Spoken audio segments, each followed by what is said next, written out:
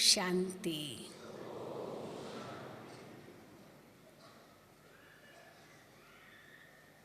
हम सभी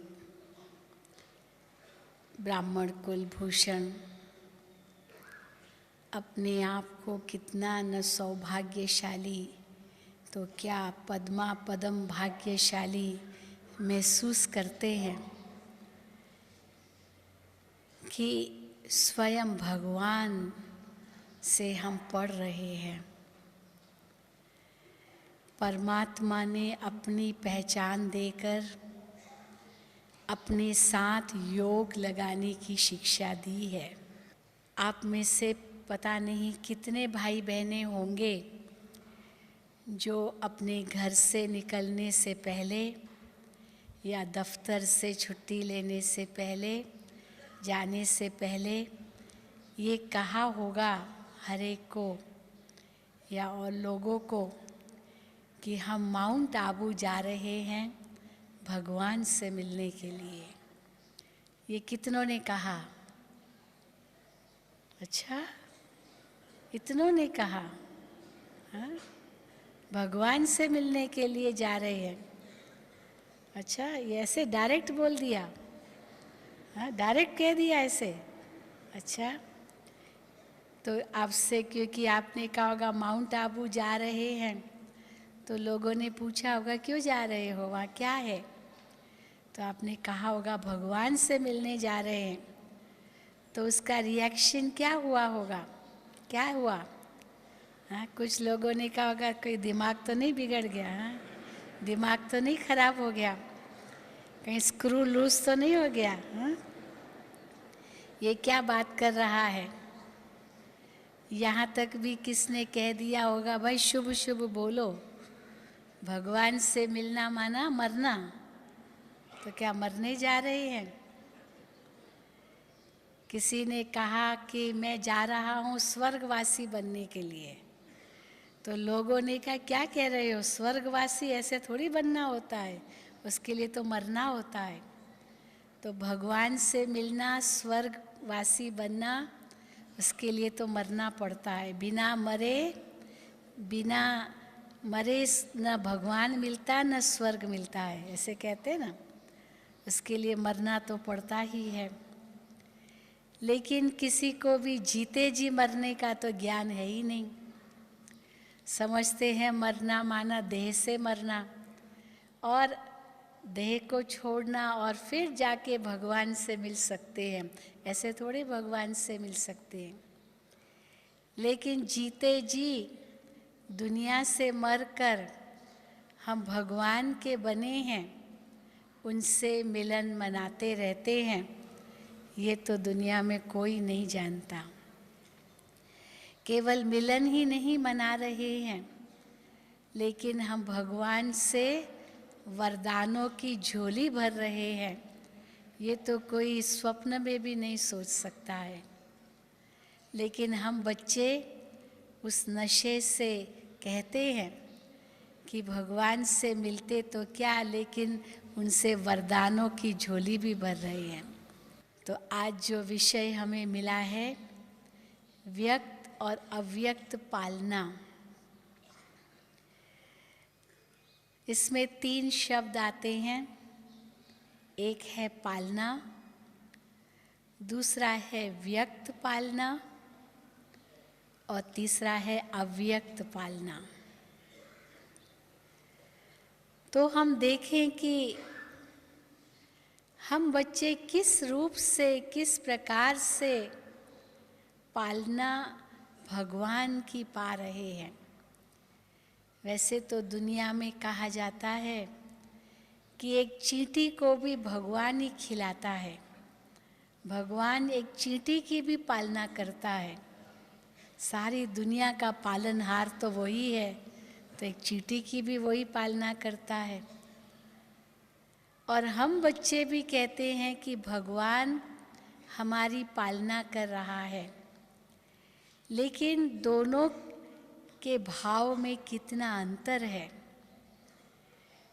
मनुष्य समझते हैं पालना करना माना रोटी कपड़ा मकान, यही पालना का स्वरूप होता है, क्योंकि दुनिया में यही महत्व का समझते हैं, रोटी, कपड़ा और मकान।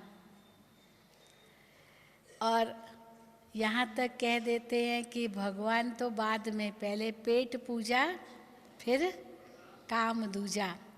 इसीलिए भगवान की पूजा पाठ ये तो बाद की बात है, पहले पेट को तो भर ले। मराठी में कहते हैं पहले पेटोबा फिर विठोबा। पहले पेट की पूजा है। वैसे तो पेट की पूजा तो देवताएं भी करते हैं, नहीं? हम बच्चे भी तो करते ही हैं, ये पेट की पूजा है तो है ही है। लेकिन पालना किसको कहा जाता है? क्योंकि जब हम कहते हैं मनुष्य, मनुष्य का अर्थ केवल शरीर नहीं है। शरीर को रोटी, कपड़ा, मकान चाहिए ज़रूर। बिना रोटी, कपड़ा, मकान के कैसे ये शरीर जिंदा रह सकता है? परंतु आत्मा जो इसके अंदर विराजमान है, उसकी पालना उनसे भी ऊंची है। रोटी, कपड़ा, मकान शरीर को तो मिल जाए, परंतु आत्मा की सही रूप से पालना न हो तो वो आत्मा अपने आप को भूखी, रूखी, सूखी ही महसूस करेगी, कमज़ोर ही महसूस करेगी। चाहे शरीर को कितना कुछ मिल जाए, परंतु अगर आत्मा को न मिले तो पालना का सच्चा अनुभव नहीं होगा। इसके विपरीत भी है कि अगर केवल हम आत्मा की पालना की बात करें और शरीर की पालना करें ही नहीं, तो भी आत्मा कैसे शरीर में रह सकेगी? शरीर की भी तो पालना आवश्यक है। लेकिन अगर हम दोनों को तराजू में तोलें तो पहले किसको महत्व देंगे? आज किसी को 2 रोटी तो दो, लेकिन 2 गाली दे करके दो, लो जा, हाँ? जैसे एक कुत्ते को रोटी फेंकते हैं मान लो, और उसी प्रकार एक इंसान को भी हम देवें। हो सकता है जो बहुत भूखा होगा, बहुत दिनों का खाया हुआ नहीं होगा, वो सोचेगा ठीक है कोई बात नहीं, रोटी तो मिल गई, जिंदा तो रह सकूँगा। लेकिन जिस व्यक्ति को रोटी तो मिलती ही रहती है, परंतु अगर उसको स्वमान नहीं दिया तो वो कहेगा मैं भूखा रहूँगा, लेकिन इस प्रकार से रोटी नहीं लूँगा। किसी को डांट कर, डपटा कर, डांट कर या गाली देकर, गुस्सा कर या अपशब्द कह कर के नाराज़गी व्यक्त करते उनको भोजन दो, वो कहेगा बस इससे तो मैं उपवास रखूँगा, इनके हाथ का नहीं खाऊँगा। देना है तो प्यार से दो, भूखा मर जाऊँगा। कई तो मरने के लिए भी तैयार हो जाते हैं, भूख हड़ताल करते हैं ना, कितने लोग भूख हड़ताल करते हैं, उपवास भी कितना रखते हैं। तो इसलिए हम देखें कि अंतर आत्मा का अगर स्वमान, जो आज जागृति की बात आपको उषा बहन ने कही, अगर अंतर आत्मा की जागृति नहीं हुई, वो स्वमान जागृत नहीं हुआ, तो जैसे जीते जागते हुए भी हम मुर्दे के समान हैं। तो शिव बाबा ने आकर के हमारी दोनों पालना की। आपको याद है, मालूम होगा कि जब शुरू में यज्ञ की स्थापना हुई तो जो हमारी दादियाँ हैं वो तो बहुत बड़े घरों की थी, कोई छोटे मोटे घरों की नहीं थी, कोई गरीब घरों की नहीं थी, बहुत ऊंचे खानदान की थी। भाई बंद खानदान सिंधियों में बहुत ऊंचा माना जाता है, और उसमें भी कई जैसे ब्राह्मण के भी जाति के तो और भी ऊंचे माने जाते हैं। बाबा स्वयं ब्रह्मा बाबा लौकिक में कृपलानी जाति के थे, और कृपलानी जाति ये सिंधियों में बहुत ऊंची मानी जाती है। तो बहुत ऊंचे खानदान के थे, लेकिन उन्होंने एक धक से सब कुछ त्यागा। किस बात के पीछे सब कुछ त्यागा? क्योंकि शुरू में जो साक्षात्कार हुए, वो साक्षात्कार का जो आकर्षण था, उस आकर्षण के पीछे दुनिया की लोक लाज भी छोड़ी। मीरा को भी तो साक्षात्कार हुए ना, तभी तो दुनिया की लोक लाज छोड़ी उसने, राणा को छोड़ा, सब कुछ छोड़ा, क्योंकि साक्षात्कार हुए श्री कृष्ण के। वो तो पल पल पर श्री कृष्ण को ही देखती थी, और तो कोई उनकी आंखों में था ही नहीं, इसलिए दुनिया तो उसको फीकी लगी। लेकिन बाबा कहते हैं बेचारी मीराबाई ने सब कुछ त्यागा भी साक्षात्कार करने के कारण, परंतु वो फिर भी सतयुगी दुनिया में तो नहीं जाएगी, वो तो भक्त माला में ही आएगी, द्वापुर में ही आएगी वो आत्मा। भक्त शिरोमणि ज़रूर है, बहनों की तरफ से भक्त शिरोमणि मीराबाई गाई गई है, पुरुषों की तरफ से तो बहुत है, लेकिन स्त्रियों की तरफ से मीराबाई का नाम सबसे ऊपर आता है। परंतु बाबा कहते फिर भी वो स्वर्ग का द्वार नहीं देखेगी, केवल श्री कृष्ण का साक्षात्कार ही उसने किया। पर यहाँ तो जो शुरू शुरू में आए, श्री कृष्ण का केवल साक्षात्कार ही नहीं किया, लेकिन भगवान ने उनको ये गारंटी भी दी कि तुम उस श्री कृष्ण की दुनिया में जाओगे, श्री कृष्ण के साथ प्रैक्टिकल में रास करोगे, खाओगे, पियोगे, खेलोगे, ये प्रैक्टिकल जीवन होगा तुम्हारा उस सतयुगी दुनिया में।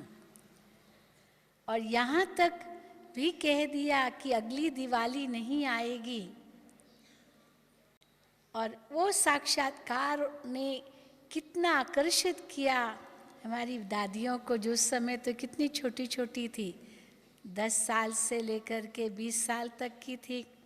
दादी जी 14 साल की थी, मम्मा 15-16 साल की थी, दादी जानकी जी 20-21 साल की थी। तो इस प्रकार से इतनी ही उम्र के थे सारी बहनें, और धक से उन्होंने अपना जीवन शिव बाबा के आगे सरेंडर कर दिया। ये भी नहीं सोचा कि ये कब तक चलेगा, क्या होगा, कैसे होगा, कौन खिलाएगा, कहाँ तक ये यज्ञ चलेगा, कुछ भी नहीं सोचा। तो ये शुरू की कमाल थी। और बाबा ने भी उनको कोई कम नहीं रखा। बाबा ने उनकी जो पालना की, वो इतने हद तक पालना की कि बाबा उनको पिस्ते बादाम तक खिलाता था। उस समय तो बड़े महंगे थे, लेकिन बाबा उनकी हर आश पूरी करता था, सब कुछ उनको देता था ताकि उनको दुनिया की याद भी ना आए। इतना प्यार बाबा उनको देते थे कि उनके विचार कभी दुनिया में गए ही नहीं कि हमें कोई दुनिया की भी हवा कुछ ले। तो दादियाँ अनुभव सुनाती है कि हर एक सोचे नहीं, हम तो यहीं जिएंगे, यहीं मरेंगे, हम बाहर नहीं जाएंगे, दुनिया नहीं देखनी है हमें, बस बाबा मिला, सब कुछ मिला। इतना प्यार बाबा ने दिया होगा, इतनी श्रेष्ठ पालना की होगी, जो बाहर जाना भी नहीं चाहते थे। यहाँ तक कि हमारी दादियाँ बताती है कि वो 14 साल ऐसे लगे जैसे 14 महीने, कैसे कितना जल्दी बीत जाते हैं, या 14 दिन, यहाँ तक किसी ने कहे। किसी को तो एक दिन बिताना भी इतना भारी पड़ जाता है, और यहाँ 14 साल ऐसे बीते जैसे 14 दिन बीते हैं केवल। क्यों? क्योंकि बाबा ने उनकी इतनी श्रेष्ठ पालना की। वो भूल ही गए कि संसार भी कुछ है बाहर। इसलिए जब बाबा ने उनकी परीक्षा ली, जो इसमें पक्के थे वो तो टस से मस नहीं हुए। पर जिन्होंने अपनी आत्मा की पालना नहीं ली बाबा से, केवल शरीर की पालना ली, उन्हों को तो फिर से वो शरीर की पालना याद आने लगी, क्योंकि बेगरी पाठ भी चला तो दुनिया का आकर्षण खींचने लगा, लौकिक परिवार वालों का मोह सताने लगा, तो कुछ कुछ बुद्धि बाहर जाने लगी, तो वो कच्चे के कच्चे रह गए, और जो कच्चे रह गए वो तो ओम शांति हो गए, ऐसे ही कहेंगे ना। परंतु जो पक्के थे, जिन्होंने केवल शरीर की पालना का कदर नहीं किया पर आत्मा की पालना को महत्व दिया, शरीर को 2 रोटी ही तो खिलानी है, कोई ज़्यादा तो चाहिए नहीं, तो शरीर के लिए तो और ही कहते हैं कम खाओ, ज़्यादा खाने से कोई शक्ति नहीं मिलती है, पर सही खुराक खाने से अवश्य शक्ति मिलती है शरीर को। लेकिन अगर आत्मा को खुशी की खुराक खिलाई तो वो खुशी की खुराक शरीर को भी मदद करती है।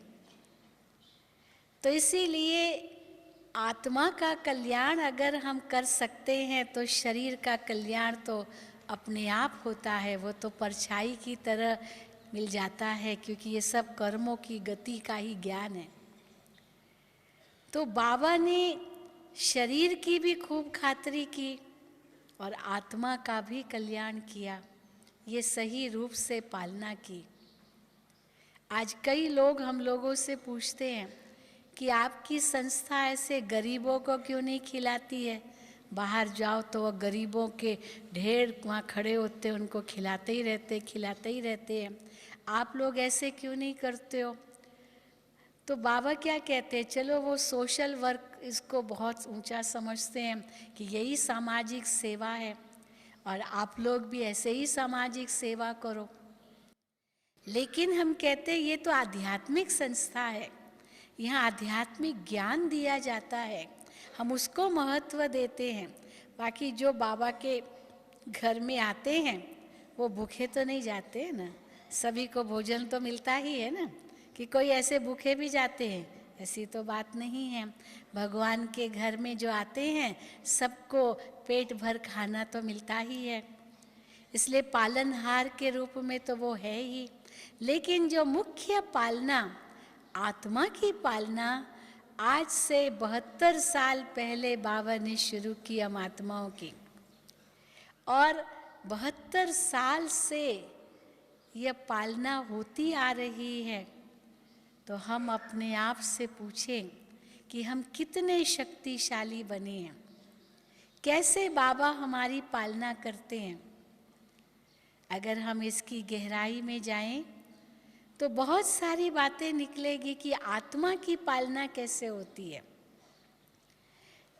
3 मूल बातें बाबा कहते हैं जिनका खजाना भगवान के पास भरपूर है, उनसे आत्मा की पालना होती है।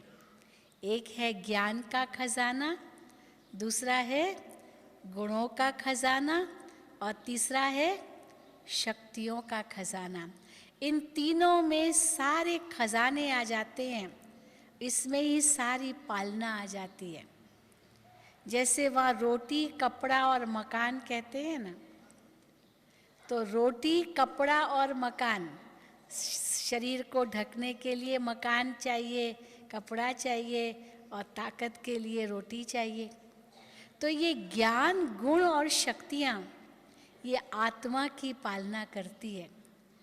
इसलिए भगवान को इन सभी गुणों का सागर माना गया है, सर्व शक्तियों का सागर माना गया है, और बेअंत रूप से ये तीनों ही प्रकार से भगवान हम आत्माओं की पालना करते हैं। अगर हम देखें बाबा की जो इतनी मुरलियाँ चलती है, केवल 40 साल की ही हम अव्यक्त मुरलियाँ देखें, 72 साल की तो छोड़ो, केवल 40 साल की अव्यक्त मुरलियाँ देखें तो भी अथाह ज्ञान बाबा ने हमें दिया है।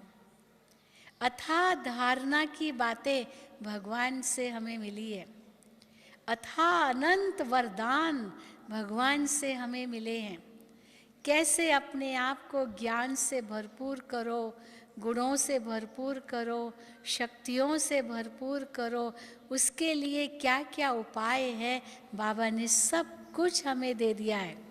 इतना तक दे दिया है जो बाबा कहते हैं सारे शास्त्रों, वेदों, ग्रंथों का सार तुम्हारे बुद्धि में आ गया है।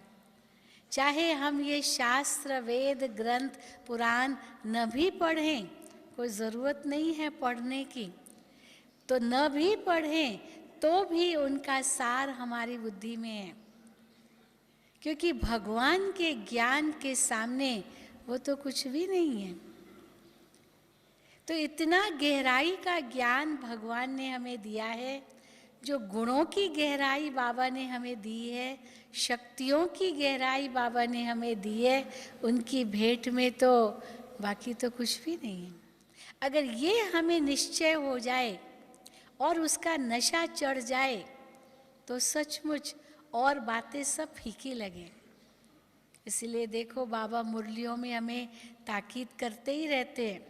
उस दिन भी बाबा ने मुरली में कहा कि देखो बच्चे, कई बच्चे नॉवेल्स पढ़ते हैं।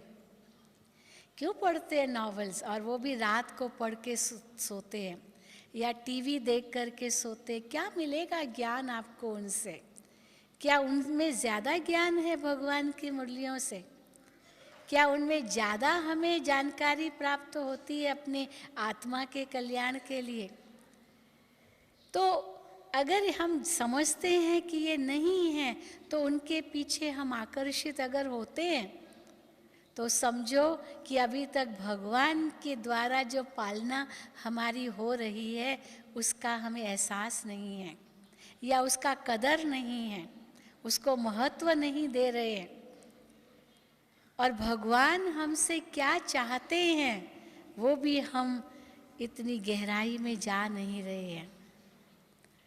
तो इसीलिए आवश्यकता है कि भगवान के द्वारा जो हमें पालना मिल रही है उसको हम पहचानें, हम ज्ञान की गहराई में देखें।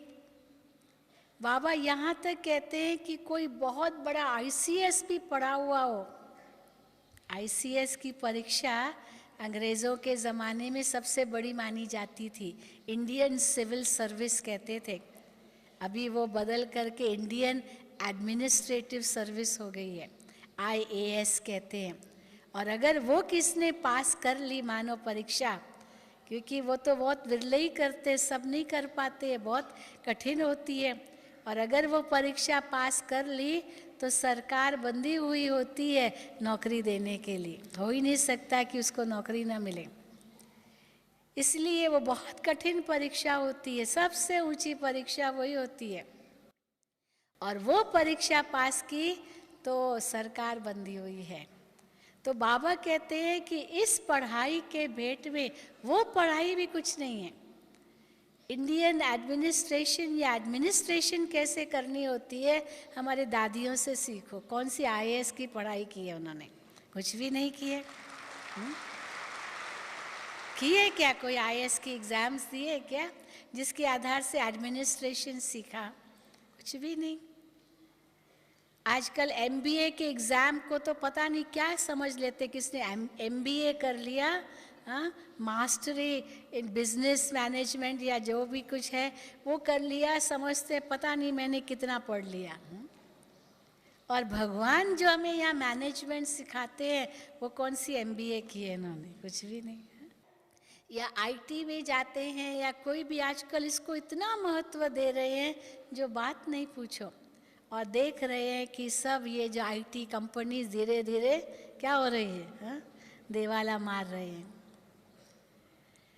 तो जहाँ पर वहाँ देवाला मारते जा रहे हैं और भगवान हमें कहते हैं, हाँ, एक बार बाबा ने ये एक साफ कह दिया, बड़े शब्दों में कह दिया, और कि Brahma Kumari the richest in the world, richest in the world. लोगों के वो सब घटते जा रहे हैं और भगवान का कार्य बढ़ता जा रहा है। एक छोटा सा मिसाल देते हैं, कहीं हमने पढ़ा कि एक व्यक्ति थोड़ा छोटा मोटा व्यापार कर रहा था, धंधा कर रहा था, दुकान थी छोटी मोटी चाय की या कुछ ऐसे छोटी मोटी चीज़ें बेच रहा था।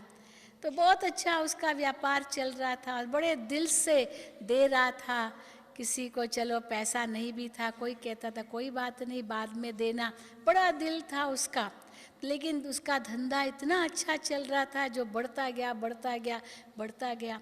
उसका बेटा तो अमेरिका में पढ़ने गया। चलो अमेरिका से जब पढ़कर आया तो बेटा बाप को कहता है, पिताजी आप तो इतनी बड़ी बिजनेस बना के बैठे हो, आपको पता है दुनिया में मंदी चल रही है। तो बाप कहता है कौन सी मंदी, हमें तो कुछ पता ही नहीं है।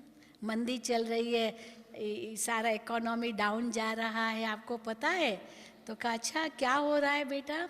तो कहा कि देखो सभी देवाला मार रहे हैं, ये हो रहा है, बैंक ख़त्म हो रहे हैं, ये सब कब कंपनीज जा रही है, ये जा रही है। तो पिताजी आपको थोड़ा कम खर्च करना चाहिए। तो कहा अच्छा कम खर्च करना चाहिए तो क्या करना चाहिए? तो कहा ये पहले बोर्ड हटा दो, फिर ये थोड़ा कम कर दो, ग्राहकी कम कर दो, ज़्यादा लेना खरीदना कम कर दो। अब धीरे धीरे क्या हुआ, कम तो करता गया, पर जैसे कम करता गया तो ग्राहक भी कम आने लगे। ग्राहक कम होते गए और लोग उसका धंधा खत्म होता गया तो खुद भी देवाला मार दिया। तो कहा देखा बेटे ने कहा पिताजी मैंने कहा ना, अच्छा हुआ कि आपने कम कर दिया, नहीं तो आपका देवाला निकल जाता होता। लेकिन ये तो सारी उल्टी बात है। कैसे उल्टी बात है? उसका दिल छोटा होता गया और छोटा होता गया, सब कुछ कम करता गया और आखिर ख़त्म हो गया, उसका धंधा ही ख़त्म हो गया क्योंकि लोग आने ही नहीं लगे। कौन आएगा इसके पास? बोर्ड भी हटा दिया, सब कुछ कि भाई मंदी हो रही है, मंदी है। तो बाबा भी कहते हैं कि दुनिया में तो बहुत कुछ है, बहुत लोगों को डर है और भगवान के घर तो बढ़ते ही जा रहे हैं। भगवान का कार्य तो और बढ़ता जा रहा है, भगवान के बच्चे तो और बढ़ते जा रहे हैं। यहाँ तक बाबा कहते हैं बड़ा दिल रखो। क्यों वो सब घाटे में जा रहे हैं? क्योंकि स्वार्थ आ गया है। आपसे पहले मुझे मिले, 1300 मेरे हाथ न लगा। ये वाली स्थिति हो गई है। तो तेरा भी मेरा है और मेरा जो है वो हाथ नहीं लगाओ तो परिणाम क्या होगा? जो आसुरी वृत्ति की बात आती है, जो आज भी बाबा ने कहा कि भूत है ये सारे विकार, सब में ये भूत भरे हुए हैं और जहाँ ये भूत लगे हुए हैं तो वहाँ क्या होगा? देवाला ही मारेंगे ना, और क्या करेंगे। लेकिन भगवान के बच्चे जो सच्चे दिल वाले हैं, जिन्हों को भगवान ने इतना भरपूर कर दिया है, जो आज भी वरदान में सुना, स्लोगन में सुना, सर्व प्राप्तियों से भरपूर है, संतुष्ट मणि हैं, अंतर का इतना ज्ञान गुण शक्तियों का संतोष है, आत्मा को वरदानों से भरपूर हैं, जो वो तो सब फीका लगता है दुनिया का सुख। और वो स्वरूप जब हमारे सामने है तो बाबा कहते हैं प्रकृति भी आपकी दासी बन जाती है। प्रकृति भी आपकी दासी किस रूप में बनती है? परछाई के रूप में आपके पीछे पीछे आती है, आपको साथ देती है, क्योंकि आप प्रकृति को भी वश कर रहे हो। आप प्रकृति के वश नहीं हो, प्रकृति आपकी सेवक बन रही है। हम देखते हैं ना बाबा को, देखो गुलजार दादी का रथ, तबीयत इतनी ठीक नहीं भी है, लेकिन जब बाप दादा आते हैं तो कैसे प्रकृति को अपने वश कर लेते हैं और इतने घंटों तक बाप दादा बच्चों से मिलते हैं। तो ये प्रकृति को वश करना ये कौन कर सकता है? भगवान और उनके बच्चों के सिवाय। तो वहाँ तो प्रकृति के वश ही है सभी, समय के भी वश है तो प्रकृति के भी वश है, क्योंकि तमो प्रधानता है, दे अभिमान के वश है। आज भी बाबा ने मुरली में कहा कि देखो अन्य कोई भी, महात्मा गांधी का बाबा ने मिसाल दिया, उसने कहा राम राज्य आए, लेकिन क्यों नहीं आया राम राज्य? क्योंकि आत्मा का ज्ञान तो दिया ही नहीं। आत्मा का ज्ञान तो केवल एक परमात्मा ही दे सकता है। बाकी बहुत सारा ज्ञान दे दिया, बहुत ज्ञान है। महात्मा गांधी की पुस्तकें तो आप देखिए, बहुत उसमें अच्छी अच्छी बातें हैं, लेकिन आत्मा का ज्ञान तो दिया ही नहीं। परमात्मा कौन है ये तो बताया ही नहीं। गीता हाथ में जरूर उठाई, लेकिन हे राम कहता था, कृष्ण को याद नहीं किया, राम को याद किया और हाथ में उठाई गीता। गीता में तो कृष्ण का नाम है, लेकिन इसका मतलब है कि सच्चे राम का तो परिचय उनको भी नहीं था, इसलिए राम राज्य आता भी कैसे? तो कौन राम राज्य ला सकता है? भगवान के सिवाय तो कोई राम राज्य ला ही नहीं सकता। इसलिए देखो बाबा कितने निश्चय से कहते हैं, मुरली में कई बार आते हैं कि बापूजी का भी बापूजी क्या राम राज्य ला सकता है, ये किसी मनुष्य का काम नहीं है। देखते हैं ना, है कि नहीं? तो ये ईश्वर का कार्य चल रहा है, और भगवान के हम सभी बच्चे भगवान को अपना तन मन धन समर्पित करते हैं, ताकि उसी राम राज्य के हम अधिकारी बने। महात्मा गांधी को भी कितनों ने अपना सब कुछ समर्पित किया, क्योंकि भारत को स्वतंत्र करना था। तो जिन्होंने अपना तन मन धन उसमें लगाया, वो स्वतंत्र भारत में मिनिस्टर बने या राज्य अधिकारी बने, पॉलिटिशियंस बने, या अभी तक भी जिन्होंने थोड़ा भी सहयोग दिया, भले वो राजनेता नहीं बने परंतु फ्रीडम फाइटर तो बने, जो आज तक भी उनको सरकार कुछ न कुछ देती रहती है, भी आपने भारत को स्वतंत्र बनाने में सहयोग दिया, तो फ्रीडम फाइटर कहलाते हैं। तो बाबा कहते हैं तुम भगवान के मददगार बनते हो इस समय, अपने तन से मन से धन से, तो तुम्हें भगवान विश्व का राज्य भाग्य देता है। अभी का कलयुगी सुख तो कागविष्टा के समान बाबा कहते हैं। इसीलिए जब भगवान हमें इतनी ऊंची बातें कहते हैं, तो त्याग करना कोई मुश्किल बात नहीं है। 3 तरीके से त्याग कराते हैं बाबा। वैसे भी दुनिया में 3 तरीके से त्याग कराया जाता है। किसी से कुछ त्याग कराना होता है ना, तो पहला सबसे ऊंचा तरीका है, इतना प्यार दो, इतना प्यार दो जो आप पर वो कुर्बान हो जाए, स्वाहा हो जाए। इतना प्यार दो, इतना उनके ऊपर लुटाओ, बांटो, जो आपको वो सब कुछ अपना न्योछावर कर दे। ये पहला तरीका है त्याग कराने का, उनको प्यार दो। आज इंसान प्यार का भूखा है, बाकी सब कुछ उसको मिल जाएगा लेकिन प्यार नहीं मिलता। इसीलिए मनुष्य देखो सब कुछ होते हुए भी सुसाइड करते हैं। क्यों सुसाइड करते हैं? क्योंकि प्यार नहीं मिलता। ये आत्मा का भोजन है, तो इसीलिए आत्मा का भोजन, ये प्रेम का भोजन भगवान हमको कितना देते हैं। जब आते हैं बच्चों से मिलने के लिए, प्रेम ही तो लुटाते हैं।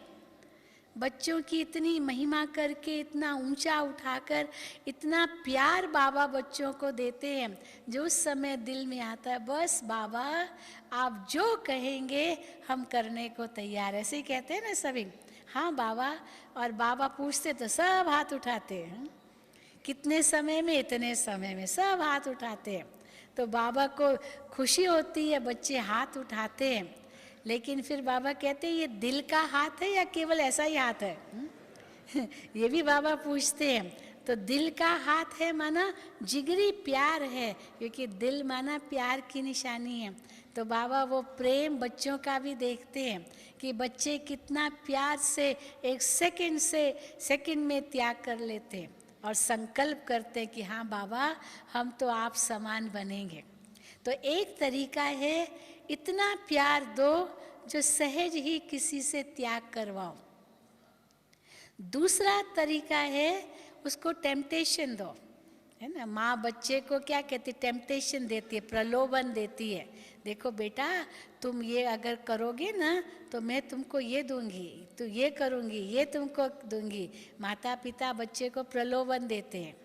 तो भगवान भी समझते हैं कि भले मैं कितना भी प्यार लुटाऊं बच्चों पर, तो भी कुछ बच्चे ऐसे होंगे जो प्रलोभन भी चाहते हैं, केवल प्यार से ही समर्पित नहीं होते हैं। तो बाबा प्रलोभन भी देते हैं। कौन सा प्रलोभन देते हैं?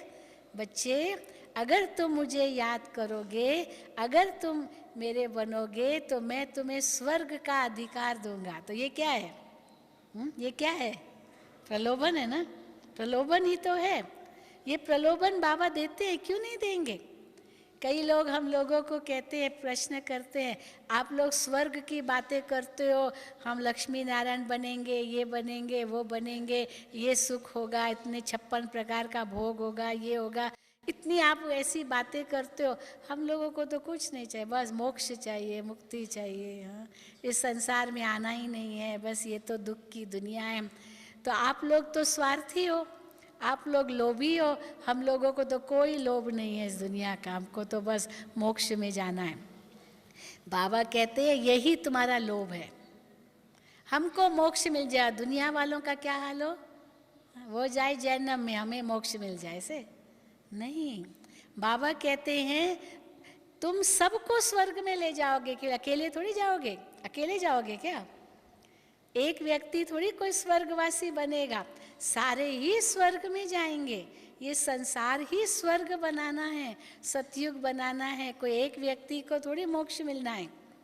और वैसे भी बाबा बताते कि मोक्ष तो मिलता ही नहीं है। आज भी बाबा ने मुरली में कहा, जैसे यहाँ सिजरा है, झाड़ है, वैसे वहाँ भी झाड़ है। हर एक आत्मा अपने अपने सेक्शन में जा कर के बैठेगी।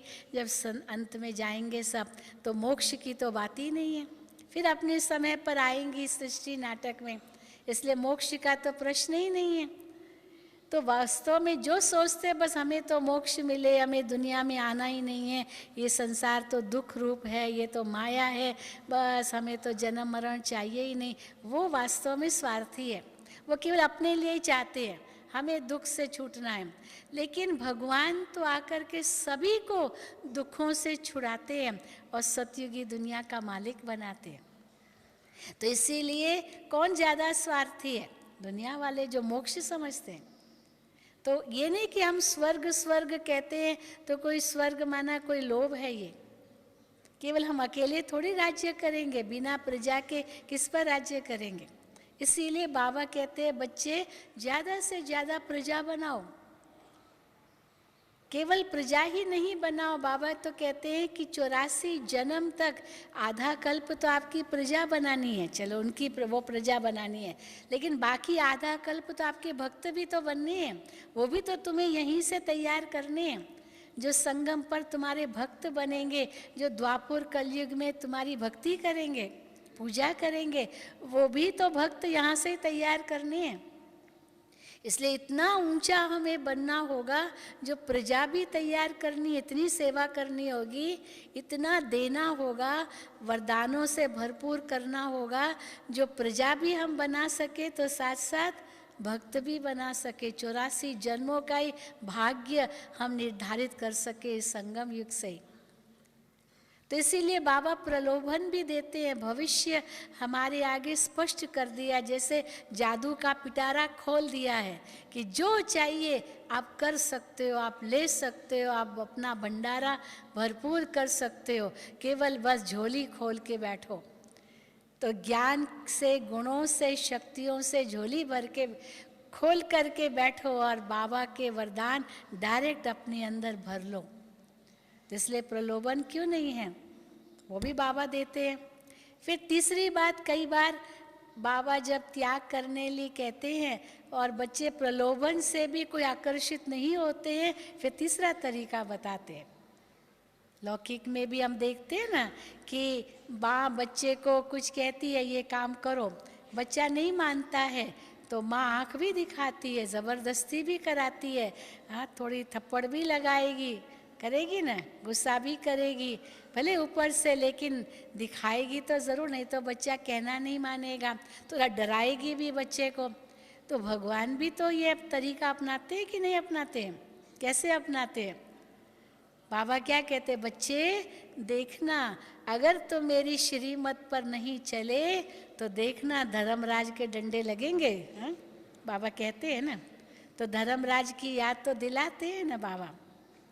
बाबा कहते अभी तो मैं पिता रूप में हूँ, अभी मैं शिक्षक रूप में हूँ, सतगुरु रूप में भी वरदान दे रहा हूँ, अभी मैं धर्मराज का रूप धारण नहीं किया है मैंने। लेकिन जब धर्मराज का रूप धारण हो जाएगा फिर तो किसको भी बख्शा नहीं जाएगा।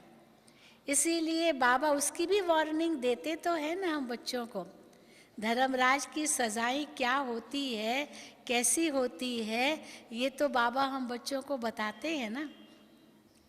इस समय कोई धर्मराज बन करके करे तो बड़ा गलत माना जाता है। आजकल आपको मालूम है ना, ये बहुत बड़ा चल रहा है, वो पता नहीं क्या कह रहे हैं कि अगर जैसे चोर को पकड़ेंगे तो उनके हाथ काट देंगे, उनका ये करेंगे, ये कोई लॉ निकालते हैं।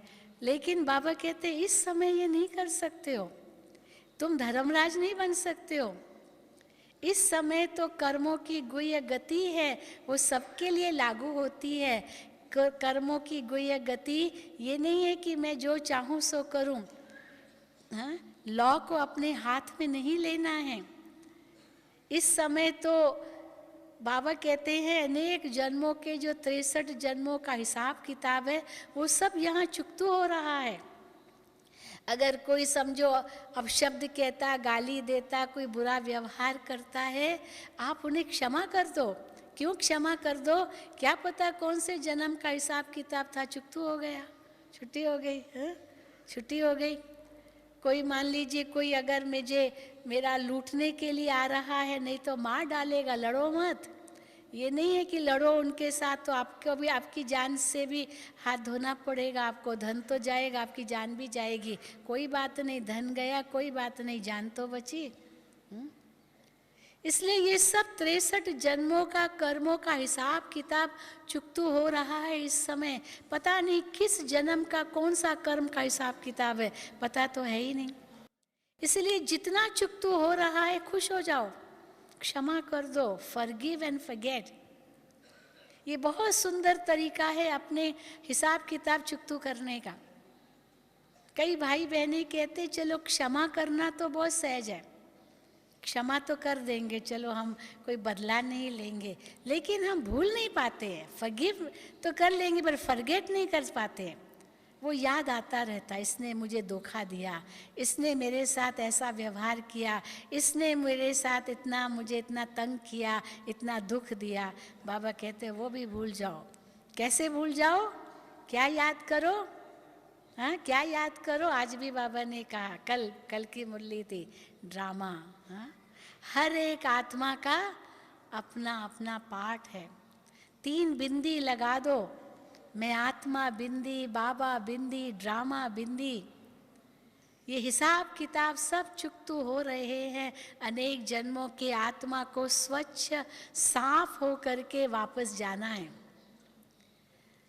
इसीलिए अभी ही साफ होना है, नहीं तो धर्मराजपुरी में टंडे खाएंगे, उसकी बजाय तो यहीं स्वच्छ हो जाए ना। तो इसीलिए बाबा हमको धर्मराज की भी याद तो बीच बीच में दिलाते रहते हैं ना। ऐसे नहीं कि नहीं दिलाते हैं बाबा याद, कभी कभी इशारा भी करते, ऐसे भी उंगली ऐसे भी करते जैसे कोई इशारा करता है ना, याद दिलाता है। तो ये 3 तरीके ज़रूर है, भगवान भी अपनाते हैं। लेकिन इस समय बाबा लॉ को हाथ में नहीं लेते, वो ड्रामा अनुसार अपने आप हो रहा है। परंतु जैसे बाबा कल्याणकारी है, वरदानी है, रहम दिल है, क्षमावान है, ब्लिसफुल बाबा कहते हैं, वैसे ब्लेसिंग देते हैं। हाँ, बाबा वरदानों से झोली भरते हैं। वैसे हम आत्माओं का भी यही कार्य हो, यही पालना हमें भगवान से जो मिल रही है वो पालना हम औरों को भी दें, बड़ा दिल रख कर के दें। तो देखो भगवान का कार्य इतनी तीव्र गति से और आगे बढ़ेगा। हम संकुचित न हो जाएं, दिल बड़ा रखें। बड़ा दिल माना विशाल दिल, सबको अपना समझें, अपना। परंतु कहीं ऐसे भी न हो कि धोखा खा ले, वो भी देखना होता है। लेकिन अगर बाबा कहते साफ दिल मुराद हासिल, तो बाबा की टचिंग आती है। वो बाबा की टचिंग हमें मदद करती है। दादी जानकी ने उस दिन कहा कि बाबा की मदद शब्द भी नहीं कहो। मदद शब्द भी जैसे हम कोई भिखारी है बाबा से मदद मांग रहे हैं, लेकिन भगवान का साथ है हमारे साथ। मदद केवल नहीं है, मदद तो ऐसे होती है जब हम बेबस हैं तो और कुछ नहीं है तो बाबा की मदद है, लेकिन भगवान का साथ है हर वक्त। हम साथ में हैं, केवल साथ भी नहीं, बाबा और इनसे आगे शब्द कहते कंबाइंड है, जो अलग हो ही नहीं सकते हैं। तो भगवान मेरे साथ है, भगवान की शक्ति काम कर रही है। मैंने अपना दिल भगवान को दे दिया है, तन मन धन उनका मैंने अनुभव किया है, तो वो ही मुझे चला रहा है। और सचमुच जब ऐसे हम महसूस करते हैं, अनुभव होता है भगवान कभी भूखा नहीं रखेगा। एक बार ब्रह्मा बाबा की मुरली में आया था, ब्रह्मा बाबा कह रहे थे कि देखो ब्रह्मा बाबा ने अपना सब कुछ समर्पित किया, तो क्या ब्रह्मा बाबा को शिव बाबा ने भूखा रखा? क्या भूखा रखा? बिल्कुल नहीं। रात को भी भोजन तो किया हो ना बाबा ने सबने भोजन किया, और फिर देखो बाबा व्यक्त हुए। अंत में भी बाबा अभी मुरलियों में कई बार लेटेस्ट मुरलियों में आया है कि खाने को नहीं मिलेगा, कुछ नहीं मिलेगा, अगर कुछ होगा भी तो वो भी जहरीला बन जाएगा, क्योंकि रेडियो एक्टिविटी फैलेगी, पानी दूषित हो जाएगा, अन्न दूषित हो जाएगा, सब कुछ दूषित हो जाएगा। होते हुए भी खा नहीं सकेंगे, पानी होते हुए पी नहीं सकेंगे, उस समय क्या करेंगे? उस समय कैसे बाबा पेट भरेगा? तो बाबा ने ये भी हमें गारंटी दी है कि बाबा उस समय वतन में बुला लेंगे और वहाँ शूबी रस पिलाएंगे। ये भी बाबा बताते हैं। लेकिन उसके लिए इतने हद तक समर्पित बुद्धि हो, इतने हद तक, इतने हद तक हम बाबा के आज्ञाकारी बच्चे हो। और अगर कुछ हुआ भी, बाबा सूली से कांटा जैसे मक्खन से बाल के रूप में हमें अपने पलकों पर बिठा करके कहाँ ले जाएंगे? वतन में ले जाएंगे। डर की क्या बात है? मैं आत्मा तो अविनाशी हूँ। और केवल यही नहीं है, हम जानते हैं कि हमारा भविष्य बहुत उज्जवल है, इसीलिए भविष्य का कोई डर नहीं। मुझे याद आता है 1982 की बात है, जब हम लोग पहली यूनाइटेड नेशंस में हमारी गिनती हुई, एनजीओ मेंबर बने, तो उस समय इस संस्था को निमंत्रण मिला था, दादी जी को निमंत्रण मिला था यूएन में आकर के भाषण करने के लिए। तो दादी जी तो उस समय नहीं जा सके, तो निर्वैर भाई को बाबा ने कहा कि आप जाएं। तो निर्वैर भाई को बाबा ने बहुत सुंदर शब्दों में कैसे वरदान दे कर के भेजा, अमेरिका में यूनाइटेड नेशंस में भेजा। बाबा ने उस समय, क्योंकि उनको डर तो था ना उस समय से ही कि विनाश होगा, इतने हथियार बन रहे हैं, ये हो रहा है, वो हो रहा है, कहीं कुछ हो न जाए, तो बाबा ने उनको कहा कि आप उनको ये आश्वासन दिलाओ, विनाश की बात मत कहो, लेकिन आप उनको ये आश्वासन दिलाओ कि वो नई दुनिया आनी है, ट्रांसफॉर्मेशन होगा, वो सतयुगी दुनिया आएगी, वो पावन दुनिया आएगी। पर विनाश तो ये एक ऑटोमेटिक प्रोसीजर है, ये बताने की ज़रूरत ही नहीं है, वो तो अविषमभावी है, क्योंकि क्षणे क्षणे परिवर्तन तो इस प्रकृति का तो हो ही रहा है। लेकिन वो सतयुगी सृष्टि की ओर हम जा रहे हैं। जैसे सांझ होती अंधेरा होता ही रहता है, उसे डरने की क्या बात है, लेकिन रात होते ही ये हमें आश्वासन है कि सवेरा तो आना है, कोई अंधेरा ही नहीं रहना है, हर वक्त सवेरा आना है। और उस सवेरे की मानो उसकी अपेक्षा में हमारी रात भी कोई दुख रूप नहीं होती है, खुशी होती है कि सवेरा आना है। तो इसीलिए बाबा ने उसको ये खास वरदान दिया कि ये आप जा कर के यूनाइटेड नेशंस वालों को सुनाओ और उनके अंदर एक आश्वासन बांधो, एक हिम्मत बांधो कि वो नई सतयुगी दुनिया आनी है। परंतु ये ज़रूर हम जानते हैं उसके लिए धरती को खाद चाहिए, और वो खाद कहाँ से मिलेगी? शरीरों के द्वारा ही तो मिलेगी खाद ना। ये शरीर ही तो धरती को बलि चढ़ेंगे, तभी तो ये धरती फिर से उपजाऊ बनेगी, तभी तो फिर से सतयुगी धरती तैयार होगी। लेकिन उसके लिए बाबा ने इतना ही हम बच्चों को उपराम भी बनाया, त्याग वृत्ति भी धारण करवाई है। तो तीनों ही बातें, चाहे बाबा का इतना प्यार, ये भी पालना का रूप है। जिस प्यार में ज्ञान भी है, गुण भी है, शक्तियाँ भी है, सब कुछ उसमें आ जाता है। और साथ साथ बाबा की भविष्य की बातें वो हमारी नज़रों में हो, बस एक आँख में मुक्ति, दूसरी आँख में जीवन मुक्ति हो, तो वही हम देखते रहें, हम वहीं जा रहे हैं, वही हमारा लक्ष्य है और वैसे ही लक्षण है हमारे। और फिर धर्मराज का भी डर नहीं है, ये नहीं कि हम डरते हैं, लेकिन हमें, क्योंकि हम भगवान के बच्चे हैं, इसीलिए हमें ये फख्र होना चाहिए कि भगवान हमारे साथ हैं। कहीं हमारा ऐसा कोई कर्म न हो जो भगवान को भी सिर नीचा करना पड़े, क्योंकि धर्मराज के रूप में तो बाबा आएंगे ना, ब्रह्मा बाबा तो आएंगे ही ना। शिव बाबा कहते धर्मराज मेरा राइट हैंड है। ये नहीं कि उल्टा अभिमान हो कि हाँ बाबा तो मेरा है, वो तो मुझे मदद करेगा। जैसे मिसाल देते हैं कि मान लो कोई जज का बेटा हो और वो जज का बेटा मान लो कोई अपराध करता है और जज के सामने जाता है, जो जज उसका ही बाप है मान लो, लेकिन क्या बाप उसका पिता क्या उस समय उसको माफ़ी दे देगा? भाई ठीक है कोई बात नहीं, तुम मेरा बेटा हो ना इसलिए तुमको माफ़ है। नहीं, जो गुनाह किया है वो कटघरे में खड़ा है, उसके सारे एविडेंसेस है, सब कुछ है, तो उसको फांसी की सज़ा भी उसको देनी पड़ेगी। अगर उसने कत्ल किया है, किसी का मर्डर किया है, करना ही पड़ेगा। लेकिन अवश्य वो बयान देते समय उसका सिर नीचे भी ज़रूर होगा कि हाय ऐसा बच्चा क्या पैदा किया हमने, है? उसका अंदर में तो उसको दुख तो होगा ही ना। तो कैसा बच्चा हम बने?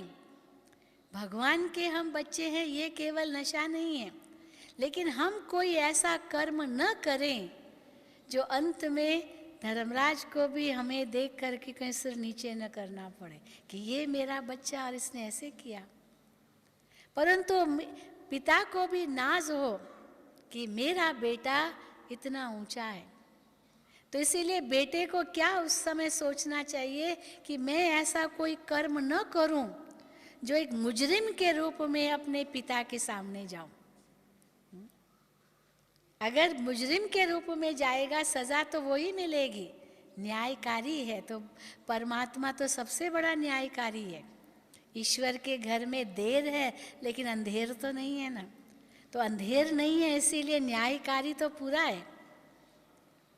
तो मैं कोई ऐसा कर्म नहीं करूं जो भगवान को भी सिर नीचे करना पड़े मेरे कारण, लेकिन भगवान भी सिर ऊंचा उठाकर मेरे सामने कहे मेरा बच्चा देखना हो तो ऐसा। तो कैसा बच्चा बनना है? जो धर्मराज को भी नशा चढ़वाएं, नाज दिलवाएं कि ये कैसा श्रेष्ठ बच्चा है। और तो ये तीनों ही रूप हमारे सामने हैं। और अगर हम सत्कर्मों की पूंजी नहीं जमा करके जाएंगे तो अवश्य पाप कर्मों की गठरी होगी। या तो सत्कर्मों की पूंजी है या तो पाप कर्मों की गठरी है। इसीलिए सत्कर्मों की पूंजी जमा करके जाएं तो नशे से सिर ऊंचा करके हम जा सकेंगे। और वो कैसे करेंगे? बाबा की हर श्रीमत का पालन, और वही हमारी पालना है, वही आत्मा की पालना है, और उसमें शरीर की पालना भी समाई हुई है, क्योंकि वो तो परछाई की तरह हमारे पीछे पीछे आएगी। कहाँ जाएगी? हमारे सत्कर्मों का फल हमें प्रकृति के द्वारा अवश्य मिलना है। तो इसलिए बाबा ने हमारे तीसरा नेत्र खोल दिया है। इतना श्रेष्ठ ज्ञान दे करके कि इसकी भेंट में और कोई भी ज्ञान चाहे कोई भी सुनाए वो फीका ही है। इस निश्चय और नशे से सदा आगे बढ़ते रहो तो आत्मा भी शक्तिशाली बन जाएगी, तो शरीर भी शक्तिशाली बन जाएगा। अच्छा, ओम शांति, ओम शांति, ओम शांति।